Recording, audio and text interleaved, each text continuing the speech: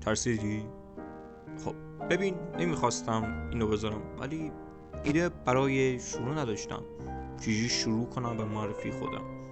هر حال گذاشتم دیگه. ترسیدی؟ شاید یه عده‌تون نترسیدی، ولی خب آقا پسر و آقا دختر، خوش اومدین به این ویدیوی کوتاه. نمیدونم چی ولی اومدم خودم معرفی کنم.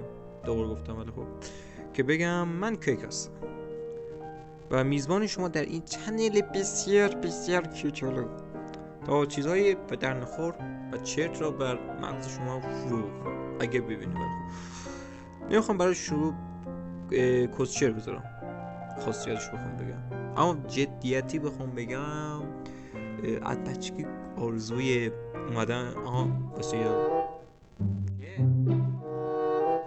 نگم باش آقا اینو نمیگم، میره اصلا آقا اومدم یوتیوب از بازی، بیشتر از بازیه، معرفیش، توضیح چی هست چی نیست و گیم پلی، اینا رو بگم، اینا رو بذارم.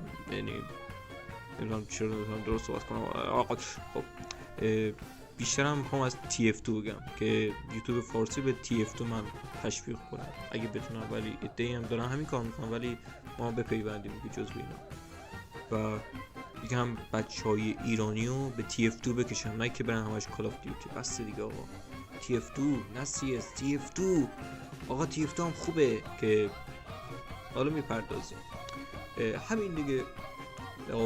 برای آخر ویدیو هم نمیدونم چی بگم. خب جامپ اسکر بذارم.